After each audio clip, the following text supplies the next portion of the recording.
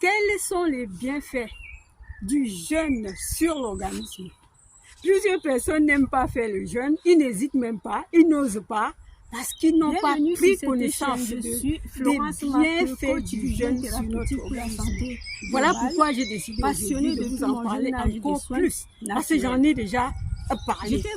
Avant d'entrer dans le vrai sujet, je me présente brièvement. À domicile, je suis Marc Florence, coach individuel du jeûne thérapeutique pour la santé globale. J'étais chez mon médecin tous les 4 matins. Restez scotchés, chers amis, jusqu'à la fin. Le jeûne étant une méthode, connue depuis la nuit des temps. C'est pas mes 3-0 intitulé. Ça a montré, le jeûne a montré son efficacité. Il y a connaissance de des milliers d'années. J'ai mis en pratique en seulement 3 mois. Le jeûne étant une méthode millénaire. J'ai retrouvé mon poids idéal qui prend l'être humain dans sa totalité, c'est-à-dire et je ne suis ni plus chez le médecin tous les 4 matins, ni aux urgences, mental, émotionnel, les hospitalisations de et même spirituel si tu es chrétien. Même si tu n'es pas chrétien, parce qu'aujourd'hui, je suis très heureuse de partager cette pratique intérieure qui a changé ma vie, qui pourra changer. Alors les amis, on va voir un peu le fond du jeûne, ce que le jeûne peut nous procurer. Oui, comme je vous l'ai dit, pendant la période du jeûne, le tube digestif est totalement en repos. Et pendant ce repos, il récupère assez d'énergie pour son travail de dépollution. Pourquoi? Parce que nous ne l'imposons plus plusieurs repas qu'on a l'habitude. Et pendant le jeûne, le tube digestif est complètement en repos, ce qui lui permet de récupérer beaucoup d'énergie pour son travail de dépollution. En cette même période, le tube digestif se repart car il ne fait plus face aux nombreux aliments que nous ingérons. Et l'estomac reconstruit ses parois, les muqueuses digestives se repartent, le foie et la vésicule biliaire débarrassent les toxines et les graisses en excès en expulsant des vésibulaires anciens. Oui, chers amis, pendant le jeûne, il y a beaucoup de choses qui se passent dans notre organisme. Les cellules du pancréas qui fabriquent l'insuline sont au repos. Et dans certains cas, peuvent se régénérer et permettre à la guérison du diabète grave. Et le côlon élimine aussi les déchets qui le surchargent et rééquilibre sa flore intestinale tout en réparant ses parois. Guérit souvent les diverticules et polypes qui s'étaient formés suite à l'irritation chronique des parois due à une alimentation chronique. Oui, vous le savez, quand on dit une alimentation toxique, s'il vous plaît, quand on dit aux gens de manger saine, ce n'est pas pour manger que cru, mais à choisir des éléments, des aliments nutritifs qui seront assimilés dans notre corps. Alors, quand on mange, par exemple, que les féculents qui n'ont plus d'éléments nutritifs, grand-chose, pas grand-chose. Quand on mange que les aliments qui sont déjà conservés il y a longtemps, on ne sait pas quelle année, il n'y a plus rien. Ça devient toxique parce que notre corps n'a pas assimilé, parce que notre corps a besoin de quelque chose qui est vivant, Quand c'est mort, quand c'est mort, il n'y a pas de calcium inerte, il n'y a pas de calcium vivant. Tous les calciums des féculents, des hydros, du sucre, de conserve, ce sont des éléments qui sont, le calcium est mort, les enzymes et même les atomes, il n'y a plus rien. Oui, cher ami, on doit parler de l'amaigrissement pendant le jeûne. Je sais que tu t'inquiètes souvent que quand on jeûne, on maigrit. Oui, je sais bien. Mais l'amaigrissement pendant le jeûne, ce n'est que normal. Ce n'est que normal parce que si tu fais un jeûne d'une semaine, tu ne peux pas maigrir. Mais un long jeûne, nous devions maigrir parce que nous éliminons non seulement les graisses, mais aussi du sel. Parce que le plus souvent, lorsque tu achètes tes conserves là, tu ajoutes encore le sel, alors que c'est ça qui a conservé ta nourriture. Nous ne devions plus saler. On doit saler même avec les épices. Moi, je vous dis la vérité. C'est ce que moi-même je fais. Je mets moins de sel. Si c'est une soupe, si c'est une sauce, je peux un peu. Mais il y a des légumes que je ne mets rien. Mes légumes, je dis bien parce que tous légumes ont leur sel. Mais lorsqu'on veut ajouter, ajoutons un peu, très peu. Donc l'eau, le sel, c'est le sel qui nous donne de l'eau là. Et quand tu es, par exemple, obèse, pendant le jeûne, tu dois perdre beaucoup de l'eau et c'est ainsi que tu dois maigrir. Et c'est normal. Oui, cher ami, on peut s'inquiéter de quelqu'un qui ne jeûne pas et qui mange normalement et qu'il est en train de fondre. Il y en a qui arrivent, hein, même dans d'autres familles, je crois que l'on a déjà vu quelqu'un fondre comme ça pendant qu'une tumeur est en train de grossir, pendant qu'il maigrisse. Et c'est comme ça qu'il meurt devant nos yeux. Mais l'amaigrissement pendant le jeûne, ce n'est pas la même chose, ce n'est pas comparable. Ce n'est même pas comparable. Nous ne devions pas avoir peur de cet amaigrissement, amaigrissement, à moins que l'on sente quelque chose autre. Si ce n'est que l'amaigrissement, tu es en train de reprendre ta forme. L'amaigrissement sans jeûne n'est pas comparable avec toi qui jeûnes. En réalité, lorsqu'on jeûne, on élimine le sel. Et ce sont les premiers kilos qu'on perd. C'est ce sel-là, c'est cette eau-là qui s'en va. Et nous ne devions que nous réjouir pendant cette perte de sel. Parce qu'il dégage, ce sel sort de partout de notre corps, puisque le jeûne prend l'être humain dans sa totalité. Le physique, le mental, l'émotion, et même si tu es chrétien, même spirituel. Oui, cher ami, dans les aliments, dans les conserves ou même les aliments industriels, il y a du sel. Et nous ne devions plus rajouter. Les fabricants le savent bien. Ils fabriquent, ils savent que en consommant, nous devions même avoir des problèmes. Nous devions avoir des problèmes. Et ça pousse le corps à garder de l'eau, à garder l'eau dans le corps. Pendant l'abstention, on peut perdre 3 kilos. On peut perdre 3 kilos parce que tu ne lui donnes plus. Parce que le corps aime bien quand on lui donne ce qui n'est pas bien. Il garde.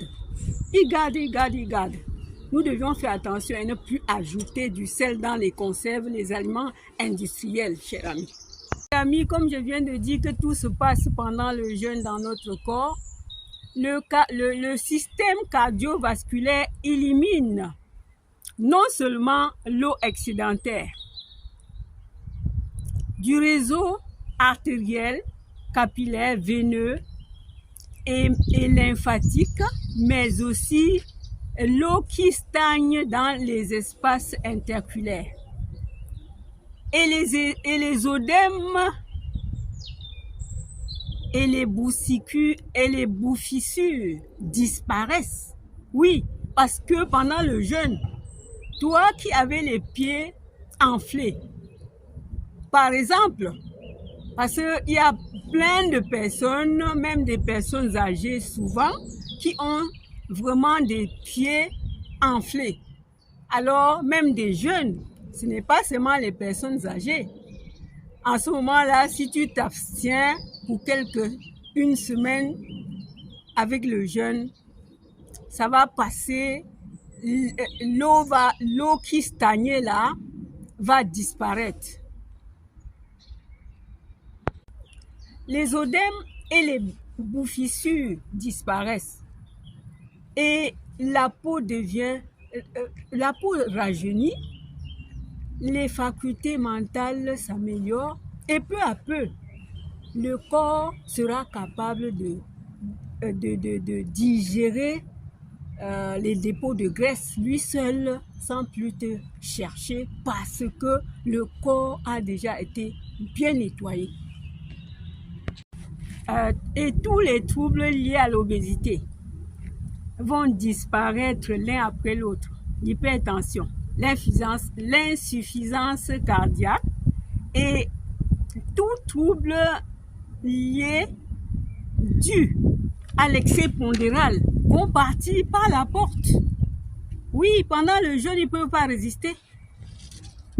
Oui, cher ami, je viens répéter, lors d'un jeûne plus de 2 semaines, l'amaigrissement peut être important, mais toujours sans danger.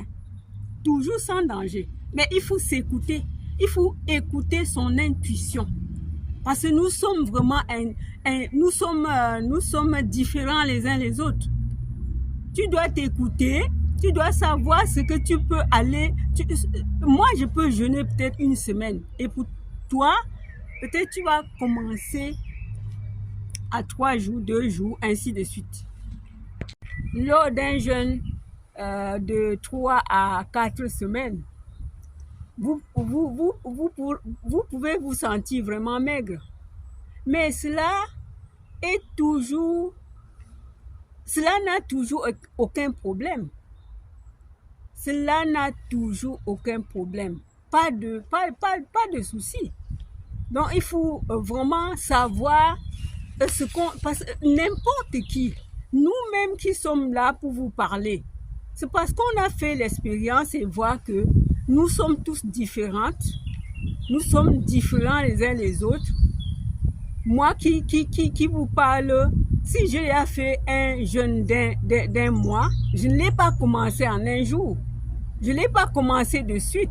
J'ai commencé à faire le jeûne intermittent, habituer mon corps, habituer à des moyens complémentaires pour soutenir la dépollution, le corps à se dépolluer. Donc, il serait inadmissible que toi qui es vraiment un débutant puisses commencer à faire un jeûne de 10 jours en une fois. On commence petit à petit, ou soit par le jeûne intermittent, et ensuite on fait un jeûne hydrique de 3 à 4, ainsi de suite. On peut faire un jeûne de 15 jours, selon l'état, selon l'objectif, selon ce que l'on veut atteindre. Les chers amis, le problème n'est pas de perdre seulement le poids lors du jeûne, qui est normal. Mais le problème se pose aussi au moment de se réalimenter. Parce qu'il y a les gens qui vont se réalimenter avec des éléments qu'il ne faut pas, ou bien encore manger plus, tu auras plus d'appétit. Donc c'est le moment de faire beaucoup attention, puisque le corps est déjà bien dépollué, détoxiqué, et il doit beaucoup assimiler. Si tu lui donnes des repas qui vont te grossir, il va te remettre tout le poids. Mais si pendant ton jeûne, tu as appris à te nourrir sainement, tu dois continuer comme ça, ajuster, apprendre et rester dans l'alimentation saine pour garder ton poids idéal. Cher ami, au moment de se réalimenter, c'est un moment un peu très délicat. Il faut se réalimenter avec sagesse. Vous savez les amis, les facteurs qui nous mènent vers la maladie sont multiples. C'est la combinaison de causes physiques, émotionnelles, mentales, qui créent des états pathologiques que nous souffrons. Donc, je vais te conseiller que il faut souvent bien surveiller tes émotions. Il faut surveiller aussi tout ton corps entier parce que des fois, le corps te demande de se reposer, tu refuses. Il faut aussi bien savoir que le mental est très important. Quand tu es dans la nervosité, quand tu es trop anxieuse, quand tu es, ou bien la jalousie, tu es jaloux des gens, tu te mords des gens, tu es toujours dans la tristesse, quoi. Alors, sache bien que c'est une porte. C'est une vraie porte qui nous mène vers la maladie. La tristesse, la nervosité, la jalousie, la haine, et le fait de ne pas bien dormir, ton physique ne se repose pas, ou encore tu ne manges pas ce qu'il faut pour bien te nourrir, ainsi de suite. Voilà les causes qui nous amènent, qui créent des états pathologiques. Parce que nos états pathologiques commencent par nos émotions, notre physique, notre mental. C'est dedans, c'est en nous. C'est nous qui créons nos maladies. Avec notre malnutrition, par exemple, les anxiétés, les nervosités, il faut un petit truc, tu es énervé. Donc, il faut vraiment surveiller. Notre corps a besoin de ça, que tu sois attentif. Oui, nous ne devions pas agir seulement sur les symptômes et signes. Nous devions aider plutôt le corps. Le corps, soutenir notre corps à se dépolluer en lui donnant au maximum ce qu'il faut pour sa dépollution. Parce que quand le corps est déjà trop intoxiqué, il te demande de l'aider. De l'aider. Alors, c'est à nous maintenant à faire. Il te demande de lui venir en aide. Notre corps est capable de se guérir seul. Mais donne-lui ce qu'il faut. Oui, cher ami, quand les conditions le permettent, le corps va se désintoxiquer seul et se réparer très, très rapidement. Hein? Le corps va se réparer lui seul avec tous les éléments que tu lui as donnés et que c'est compatible. Donc nous devions le savoir. Études qui ont prouvé que les cellules cancéreuses peuvent devenir normales si le milieu où ils vivent sont modifiés. C'est-à-dire que tes cellules là, qui sont déjà comment dire, presque en train de mourir et devenir une grave maladie, mais ils vont se régénérer. Tu crées un milieu sain avec ton jeûne. Créer un milieu sain, c'est de faire un jeûne, parce qu'en entrant dans le jeûne, tu commences à manger sainement, et après le jeûne même, tu manges sainement. Tu as créé un milieu sain. Un milieu sain, c'est-à-dire tu es entré dans l'alimentation saine. Donc voilà ce que j'allais te dire aujourd'hui. Et je pense que tu es vraiment là pour m'écouter. Et je pense aussi que tu es capable de te prendre en charge avec une cure de jeûne. Et je t'invite, cher ami, de t'inscrire en cliquant sur le lien qui est tout en bas. afin de recevoir les books du jeûne pour la santé, du jeûne thérapeutique pour la santé globale, qui va t'apprendre encore plus, qui va te parler de